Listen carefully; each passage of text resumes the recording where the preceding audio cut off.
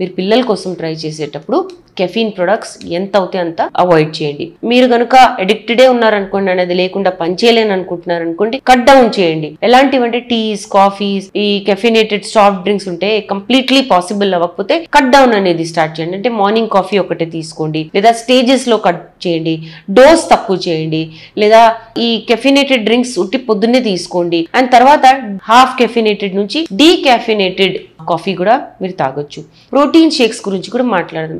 Especially gym కి వెళ్ళే వాళ్ళు, అంటే బాడీ మసిల్ మాస్ ఇంక్రీజ్ చేయాలి అనుకునే వాళ్ళు ప్రోటీన్ షేక్స్ అనేవి చాలా తీసుకుంటున్నారు అని అనుకుంటారు. నేను సప్లిమెంట్స్ ఎలానో తీసుకోవట్లేదు, ప్రోటీన్ పౌడరే కదా, ఇది ఎలాగా నాకు వర్తిస్తుందని. యాక్చువల్లీ ఇది రాంగ్ అండి. ఫస్ట్ ఆఫ్ ఆల్ ప్రోటీన్ గురించి తెలుసుకుందాం. ఎక్కువ ప్రోటీన్ మరీ డిమాండింగ్ ట్రైనింగ్ ఉన్నప్పుడు, అంటే ట్రైనింగ్ అనేది చాలా టఫ్ ఉన్నప్పుడు, బాడీ బిల్డింగ్ అప్పుడు ఎంత ప్రోటీన్ తీసుకోవాలనేది చాలా రాంగ్ మిస్కన్సెప్షన్. సో మరీ ఎక్కువ ప్రోటీన్ కూడా అవసరం లేదు.